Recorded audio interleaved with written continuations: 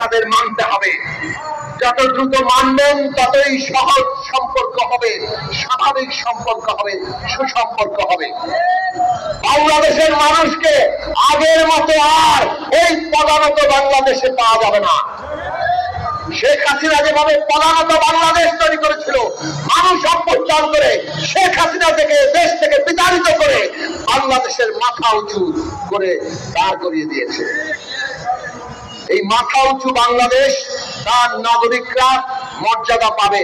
কাজে সীমান্তে এতদিন যেভাবে গুলি করে ফেলানি সহ আমাদের দেশের নাগরিকদের আপনারা হত্যা করেছেন, যেভাবে ফেলানির লাশ ঝুলেছিল, মনে হচ্ছে বাংলাদেশ ঝুলে আছে, ওই অবস্থার মেনে নেওয়া হবে না। এখনো সীমান্তে হত্যাকাণ্ড হচ্ছে। অক্টোবর মাসের শুরুতেই পররাষ্ট্র মন্ত্রণালয় ভারতীয় হাই কমিশনের চিঠি দিয়েছে যে অবিলম্বে সীমান্ত হত্যা বন্ধ করেন। এখন পর্যন্ত সেই সীমান্ত হত্যা বন্ধ হয়নি।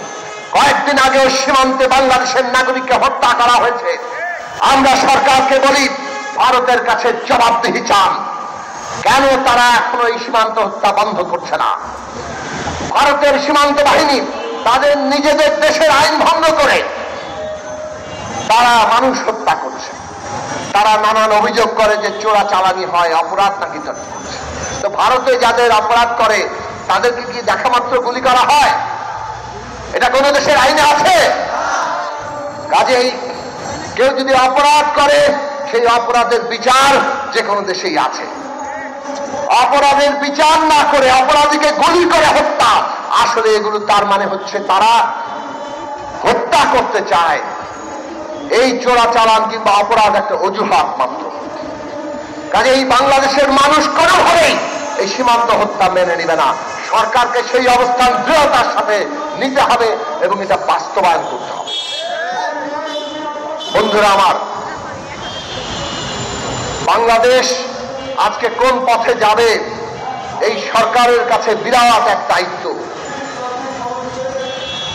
বাংলাদেশে যাতে আর কোন ফ্যাসিস্ট শাসন কায়েম হতে না পারে, ফ্যাসিস্টের পলায়নের সাথে সাথে ফ্যাসিস্ট ব্যবস্থাকে যাতে আমরা বিদায় জানাতে পারি, তার জন্য মানুষ রক্ত দিয়েছে।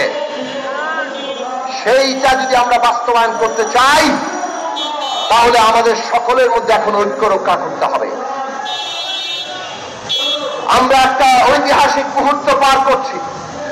অভ্যুত্থানে ছাত্র তরুণরা অগ্রণী ভূমিকা রেখেছেন, কিন্তু দেশের সমস্ত জনগণ, রাজনৈতিক দল, শ্রেণী পেশার মানুষ এই অভ্যুত্থানে যুক্ত হয়েছে। অভ্যুত্থানের শ্রমিকের অধিকার কোথায়? কৃষকের